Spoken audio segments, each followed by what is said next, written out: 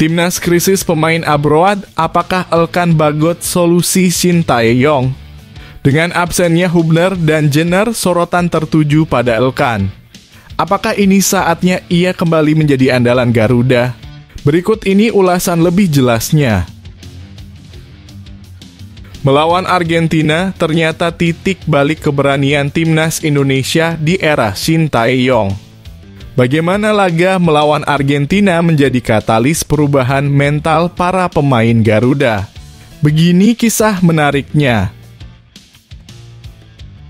Mads Hilgers tolak Feyenoord, loyalitas di atas segalanya untuk FC Twente. Kisah pemain Timnas Indonesia yang memilih setia pada klub yang membesarkannya. Asnawi ungkap strategi lawan berat di grup B, fokus tingkatkan kerjasama tim. Harapan pada kekompakan skuad muda untuk menghadapi dua raksasa ASEAN. Tantangan berat di Asia Barat, Timnas Indonesia siap hadapi babak keempat, menyoroti potensi lokasi netral dan tantangan kecurangan saat melawan tim Asia Barat. Media Thailand gagal move on, ranking FIFA Indonesia melonjak, nama tak disebut. Menggambarkan sikap enggan media Thailand secara dramatis. Begini kisah kontroversialnya. Garuda Pertiwi menuju sejarah, lolos semifinal AFF Women's Cup untuk pertama kalinya. Menyoroti capaian bersejarah bagi timnas putri. Sebelum masuk pembahasan, mohon subscribe channel ini agar tidak ketinggalan berita Timnas Indonesia. Timnas krisis pemain abroad, apakah Elkan Bagot solusi Shin Tae-yong? Dengan absennya Hubner dan Jenner, sorotan tertuju pada Elkan. Apakah ini saatnya ia kembali menjadi andalan Garuda? Berikut ini ulasan lebih jelasnya. Pelatih Timnas Indonesia, Shin Tae-yong kemungkinan besar membutuhkan tambahan pemain untuk memperkuat skuad di ajang ASEAN Cup 2024. Situasi ini muncul karena beberapa pemain abroad seperti Justin Hubner dan Ivar Jenner hampir dipastikan absen di turnamen bergengsi tersebut. Manajer Timnas Indonesia Sumarji mengungkapkan bahwa hingga saat ini belum ada kabar terbaru mengenai kepastian mereka membela Garuda di ASEAN Cup. Namun pihaknya tidak mempermasalahkan hal ini karena turnamen tersebut memang tidak masuk dalam kalender FIFA. Beberapa pemain abroad sudah menyampaikan kemungkinan tidak bisa datang. Seperti Justin Hubner yang sampai hari ini tidak ada kabar dan kemungkinan besar tak bisa bergabung, ujar Sumarji seperti dikutip dari bolasport.com. Ivar Jenner juga menjadi salah satu pemain yang peluangnya sangat kecil untuk hadir. Meski Sumarji masih berusaha menjaga komunikasi dengan pemain dan klubnya, hasilnya tampaknya nihil. Lalu ada Ivar Jenner yang belum juga ada kabar. Saya pribadi masih tetap berkomunikasi dengan Ivar Jenner dan klubnya, tapi kemungkinan bergabung sangat kecil, tambahnya. Lalu apakah ini berarti Shin Tae-yong akan memanggil pemain baru? Terkait hal ini, Sumarji menyerahkan sepenuhnya kepada keputusan sang pelatih. Tentu semua ini kembali ke coach Shin Tae-yong karena yang mempunyai hak-hak pemanggilan pemain itu ya dia.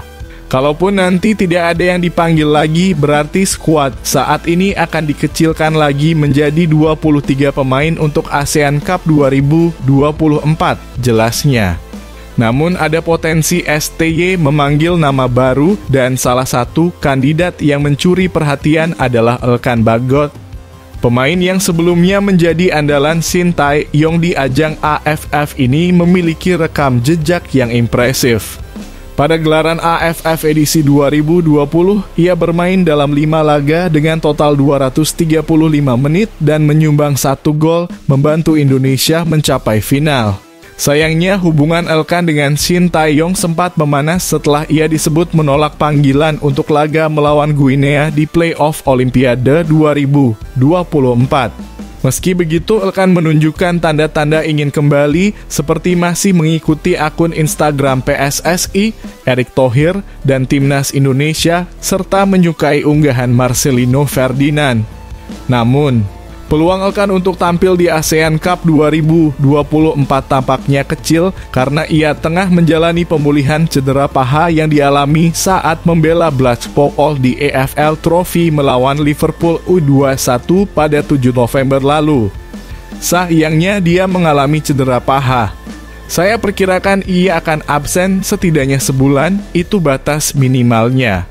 Ia pemain muda, jadi kami harus menjaganya karena ia akan sangat kecewa, ungkap pelatih Blackpool Steve Bruce dikutip dari Blackpool Gazette. Kini pertanyaan besar pun muncul, apakah Elkan Bagot akan kembali membela timnas Indonesia di ajang-ajang penting mendatang. Mengingat perjuangan timnas masih berlanjut di babak ketiga kualifikasi Piala Dunia 2026 zona Asia, sosok seperti Elkan bisa menjadi tambahan berharga. Bagaimana menurut Anda? Apakah ini saatnya Elkan kembali membela Garuda? Mari bagikan pendapat Anda di kolom komentar.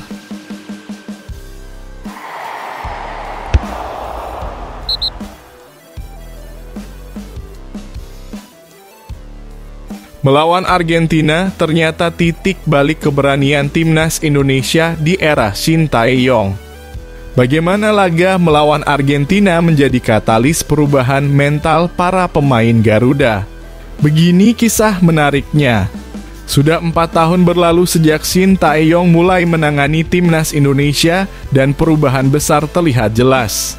STY mengungkap bahwa dahulu skuad Garuda sering kehilangan semangat bahkan sebelum bertanding melawan tim-tim besar. Tetapi semua itu berubah, terutama setelah mereka menghadapi juara dunia, Argentina. Dimulai pada akhir Desember 2019, Shin Tae-yong resmi menjadi pelatih timnas Indonesia dan mulai bekerja pada awal 2020. Di bawah kepemimpinannya, timnas Indonesia tidak hanya semakin tangguh tetapi juga berhasil mencuri perhatian di level Asia. Salah satu pencapaian besarnya adalah membawa Indonesia naik 48 peringkat dalam ranking FIFA, meloloskan timnas U23 ke Piala Asia, serta mengantarkan timnas senior ke Piala Asia dan ronde ketiga kualifikasi Piala Dunia 2026. Sekarang semakin bagus.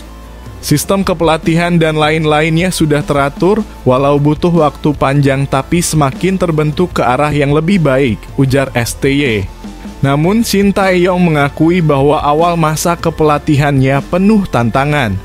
Para pemain muda Indonesia sering menyerah sebelum bertanding melawan tim kuat seperti Arab Saudi atau tim dengan peringkat dunia jauh di atas mereka. Waktu di masa awal saya, para pemain Indonesia mudah menyerah. Misal ketemu lawan lebih jago seperti Arab Saudi atau tim ranking dunia 20-30 tingkat di atas. Mereka berpikir, ini mah kita nggak akan menang. Tim mereka lebih bagus, ungkapnya. Kondisi itu berubah drastis setelah pertandingan melawan Argentina. Meskipun kalah 0-2, permainan timnas Indonesia menuai pujian karena mampu mengimbangi tim peringkat 1 dunia dan juara Piala Dunia. Kami lawan Argentina kalah 0-2 tapi bermain sangat baik. Kami cuma kebobolan 2 gol lawan tim ranking nomor 1 dunia, juara Piala Dunia. Kami juga punya 2 kesempatan emas bikin gol, paparnya. Pertandingan tersebut menjadi titik balik yang meningkatkan kepercayaan diri pemain. Itulah yang buat mereka berpikir, kita nih sebenarnya bisa. Perlahan rasa percaya diri membaik dan meningkat, tutup STY.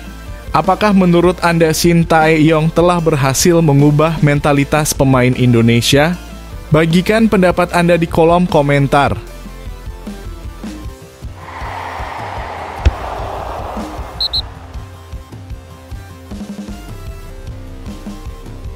Mads Hilgers tolak Feyenoord, loyalitas di atas segalanya untuk FC Twente. Kisah pemain timnas Indonesia yang memilih setia pada klub yang membesarkannya. Bintang timnas Indonesia, Mads Hilgers, mengungkap fakta mengejutkan tentang dirinya yang sempat menolak tawaran bergabung dengan raksasa Liga Belanda, Feyenoord. Meski kesempatan besar itu datang, Hilgers lebih memilih untuk bertahan di FC Twente, klub yang telah membesarkan namanya sejak 2011. Hilgers, pemain keturunan Manado, pertama kali dipromosikan ke skuad utama FC Twente pada 2020. Penampilan gembilangnya langsung menarik perhatian banyak klub besar, termasuk Feyenoord, yang menurut laporan Voetbal Primeur sangat serius merekrutnya, terutama setelah merebut gelar juara Liga Belanda musim 2022-2023. Namun Hilgers dengan tegas menolak tawaran tersebut, memilih tetap setia pada The Tukkers, julukan FC Twente. Alasan utamanya adalah rasa syukur dan kebanggaannya bermain untuk klub yang penuh dukungan dari para supporter. Anda tidak tahu bagaimana hal-hal akan berubah menjadi berbeda, tapi saya tidak pernah menyesali pilihan itu, ujar Mes. Saya bersyukur bisa bermain untuk FC Twente, untuk klub besar dengan banyak pendukung di wilayah ini, dan saya berkembang masih di sini, tambahnya. Keputusan Hilgers ini terbukti tepat. Hingga kini pemain berusia 23 tahun itu terus berkembang bersama FC Twente dengan kontraknya yang masih berlaku hingga Juni 2026. Meski begitu, kabarnya beberapa klub besar dari Italia dan Spanyol kini tengah membidiknya. Apakah menurut Anda Mes Hilgers harus tetap setia di FC Twente atau mengambil peluang besar di klub Eropa lainnya? Bagikan pendapat Anda di kolom komentar.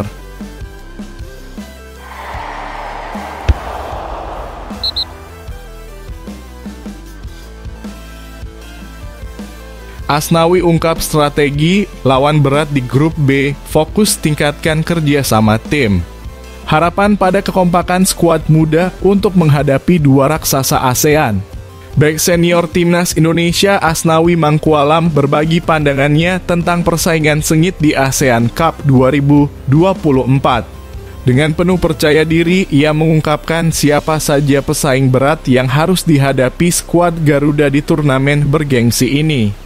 Timnas Indonesia akan berlaga di ASEAN Cup 2024 yang berlangsung dari 8 Desember 2024 hingga 5 Januari 2025. Di bawah asuhan Shin Tae-yong, Indonesia tergabung dalam grup B bersama Vietnam, Filipina, Laos, dan Myanmar. Persiapan telah dimulai sejak 28 November 2024 di Bali, meskipun beberapa pemain kunci seperti Marcelino Ferdinand, Ivar Jenner, Justin Hubner, dan Rafael Struijk belum bergabung.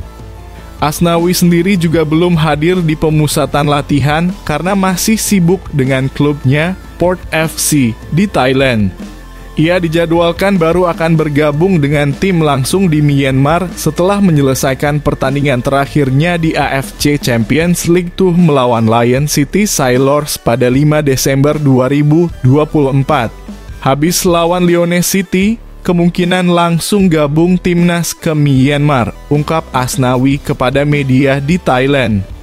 Optimisme tinggi meski diperkuat pemain muda. Meski terlambat bergabung, Asnawi tetap optimistis. Ia percaya pada kemampuan skuad Garuda meski kali ini banyak diperkuat pemain muda seperti Kadek Arel, Donitri Pamungkas, dan Arkan Kaka. Menurutnya, pengalaman mereka bersama timnas U20 dan klub Liga 1 menjadi modal kuat untuk bersaing. Namun Asnawi tak menutup mata terhadap tantangan besar di turnamen ini. Menurutnya, Thailand adalah lawan terberat karena membawa pemain-pemain terbaik, termasuk para bintang abroad seperti Supachok Saracat Hokkaido Consadole Sapporo, Ekanit Panya Urawa Reds, dan Suphanat Muanta. Tentunya Thailand. Memang tidak full, tetapi beberapa pemain abroad mereka bisa bermain, seperti Supachok Saracat, Ekanit Panya, Suphanat Muanta, mereka bisa bermain, tegas Asnawi. Jadi salah satu yang terkuat adalah Thailand. Vietnam juga wajib diwaspadai. Selain Thailand, Asnawi juga menyebut Vietnam sebagai rintangan berat yang harus dilewati lebih dulu. Mengingat mereka satu grup dengan Indonesia, pertemuan lebih awal menjadi ujian tersendiri. Vietnam telah mempersiapkan diri dengan matang melalui training camp lebih dari 1 bulan di Korea Selatan. Vietnam yang sedang training camp di Korea Selatan sudah lebih 1 bulan. Ya, tentunya harus kita waspadai, jelasnya. Timnas Indonesia akan menghadapi Vietnam di penyisihan grup pada 15 Desember 2024 di Viet Tri Stadium, Vietnam. Dengan persiapan panjang dan target tinggi, Vietnam juga dipastikan menjadi lawan yang tidak boleh dianggap enteng. Bagaimana menurut Anda? Apakah timnas Indonesia mampu melewati Thailand dan Vietnam untuk meraih prestasi di ASEAN Cup 2024? Yuk bagikan pendapat Anda di kolom komentar.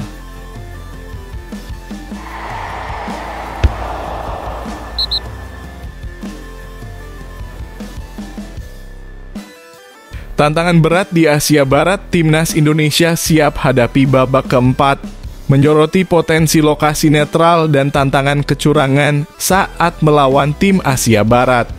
Timnas Indonesia tengah bersiap menghadapi berbagai skenario dalam perjalanan mereka menuju Piala Dunia 2026. Namun ada ancaman yang patut diwaspadai jika skuad Garuda berhasil lolos ke babak keempat kualifikasi Piala Dunia 2026 zona Asia, terutama terkait potensi kecurangan di tempat netral. Perjuangan berat di babak ketiga. Hingga matchday ke-6 grup C kualifikasi Piala Dunia 2026. Timnas Indonesia berada di posisi ketiga dengan raihan 6 poin. Hanya terpaut 1 angka dari Australia di posisi kedua batas akhir tim yang lolos otomatis ke Piala Dunia. Meski selisihnya tipis, menyelip Australia bukan perkara mudah bagi anak asuh Shin Tae-yong. Target realistis bagi Indonesia adalah finish di posisi 3 atau 4 grup C. Jika tercapai, skuad Garuda akan melanjutkan perjuangan mereka di babak keempat bersama 5 negara lainnya. Babak keempat, tantangan di tempat netral. Babak keempat ini akan mempertemukan 6 tim, dibagi ke dalam 2 grup yang masing-masing berisi 3 tim.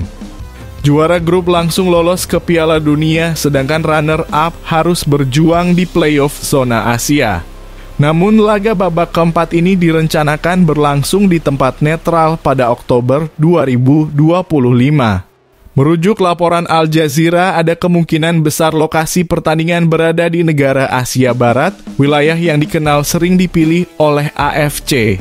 Ancaman kecurangan dan dominasi Asia Barat. Ironisnya, mayoritas tim yang berpotensi lolos ke babak keempat berasal dari Asia Barat seperti UEA, Qatar, Yordania, Oman, dan Arab Saudi. Di antara mereka hanya timnas Indonesia yang bukan berasal dari Timur Tengah. Kenangan buruk melawan tim Asia Barat juga masih segar diingatan. Mulai dari kekalahan kontroversial U23 Indonesia melawan Qatar U23 hingga keputusan wasit Ahmed Alkaf yang dianggap merugikan saat Indonesia menghadapi Bahrain di babak ketiga. Harapan untuk hasil terbaik. Meski tantangan berat menghadang, harapan tetap ada. Timnas Indonesia harus siap memberikan yang terbaik, siapapun lawan dan dimanapun lokasi pertandingannya. Bagaimana pendapat Anda? Apakah Timnas Indonesia mampu melewati tantangan ini? Tulis komentar Anda dan beri dukungan untuk Garuda.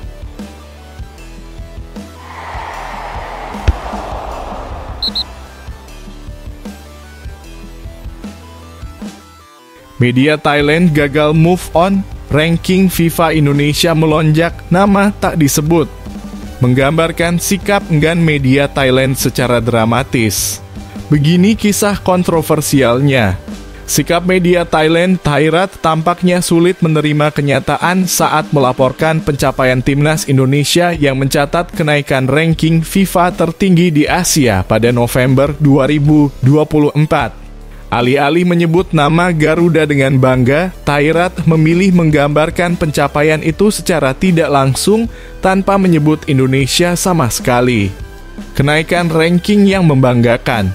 FIFA baru saja merilis ranking terbaru per November 2024 dan Indonesia menjadi sorotan utama dengan melompat 5 peringkat dari posisi 130 ke 125 dunia. Hal ini diraih setelah kemenangan gemilang 2-0 melawan Arab Saudi di babak ketiga kualifikasi Piala Dunia 2026 zona Asia. Namun dalam artikelnya, Tahira hanya menyebut bahwa ada tim yang naik 5 peringkat setelah mengalahkan Arab Saudi tanpa menyebut nama timnas Indonesia.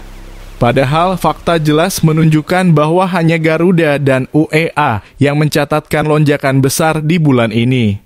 Thailand terpuruk, Indonesia melesat. Sementara itu, timnas Thailand justru mengalami penurunan ranking dari 96 ke 97 dunia akibat hasil imbang melawan Lebanon 0-0 dan Laos 1-1. Ini membuat posisi Thailand di ASEAN semakin terancam, dengan Indonesia terus menunjukkan tren positif di bawah asuhan Shin Tae-yong. Tahira terlebih banyak membahas tim-tim lain di ASEAN, tetapi saat tiba giliran Indonesia, mereka hanya memberikan deskripsi tanpa menyebut nama. Sikap ini jelas menggambarkan ketidaksiapan Thailand untuk menerima Indonesia sebagai pesaing serius di level ASEAN. Garuda penantang baru di ASEAN. Meski Thailand masih memimpin sebagai tim terbaik ASEAN di peringkat 97, posisi mereka kini semakin rawan. Dengan Vietnam di urutan 116 dan Indonesia yang terus mendekat di peringkat 125, Garuda kini menjadi ancaman nyata bagi dominasi Thailand dan Vietnam. Apa pendapat Anda soal sikap media Thailand ini? Haruskah mereka lebih sportif mengakui kehebatan timnas Indonesia? Beri komentar Anda di bawah dan terus dukung Garuda untuk terbang lebih tinggi.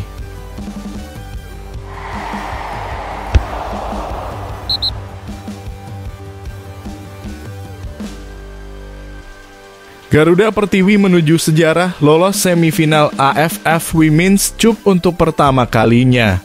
Menyoroti capaian bersejarah bagi timnas putri. Persatuan Sepak Bola Seluruh Indonesia tak tanggung-tanggung dalam mendukung perjuangan timnas putri Indonesia di ASEAN Women's Cup 2024. Langsung dari Vientiane, Laos, Sekjen Yunus Nusi dan anggota Exco Muhammad hadir memberikan semangat kepada para pemain menjelang laga semifinal. Pada Jumat kemarin, keduanya mengunjungi hotel tempat skuad Garuda Pertiwi menginap. Dalam kunjungan tersebut, mereka didampingi oleh pelatih Satoru Mochizuki dan manajer tim Iwan Setiawan. Saya bersama Exco datang ke Laos untuk menengok langsung anak-anak timnas putri serta memberikan semangat, dukungan, dan motivasi sesuai arahan dari Pak Ketum Erick Thohir, ujar Yunus. Seperti dikutip dari laman resmi PSSI, Sabtu, timnas putri Indonesia akan menghadapi Singapura di semifinal pada Senin 2 Desember pukul 19.30 waktu Indonesia Barat di Stadion New Laos, Vientiane. Perjalanan menuju semifinal yang menggugah. Garuda Pertiwi berhasil melaju ke semifinal setelah menjadi runner-up grup B dengan raihan 4 poin. Poin tersebut diraih dari kemenangan dramatis melawan Malaysia dengan skor 1-0 berkat gol tunggal Claudia Schoenemann serta hasil imbang di laga lainnya. Yunus pun optimistis timnas putri mampu melangkah lebih jauh bahkan hingga mengukir prestasi sebagai juara. Ia juga menyampaikan komitmen PSSI sesuai pesan dari Ketua Umum Erick Thohir untuk memberikan fasilitas terbaik kepada timnas putri. Pada tanggal 2 Desember mendatang, mereka akan berlaga di semifinal. Semoga menang dan insya Allah tim ini menjadi juara, kata Yunus. Pesan dari Pak Ketum kepada saya bahwa PSSI akan memberikan pelayanan dan fasilitas terbaik untuk timnas putri. Untuk itu, kita mohon doa dan dukungan kepada masyarakat Indonesia agar tim ini meraih juara, tambahnya.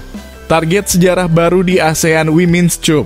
Sementara itu, anggota Exco Muhammad menyebut keberhasilan lolos ke semifinal adalah capaian luar biasa bagi timnas putri. Menurutnya, ini adalah kali pertama Indonesia melaju hingga semifinal dalam sejarah AFF Women's Cup. Alhamdulillah, ini pertama kali Indonesia lolos ke semifinal AFF Women's Cup 2024. Semoga kita menciptakan sejarah dengan lolos ke final dan juara di turnamen ini, sekaligus akan berlaga di ajang ASEAN Women's Cup 2025 mendatang, ujar Muhammad. Bagaimana menurut Anda? Apakah timnas putri Indonesia mampu melangkah ke final dan menjadi juara untuk pertama kalinya? Yuk dukung perjuangan Garuda Pertiwi dan sampaikan semangat Anda di kolom komentar.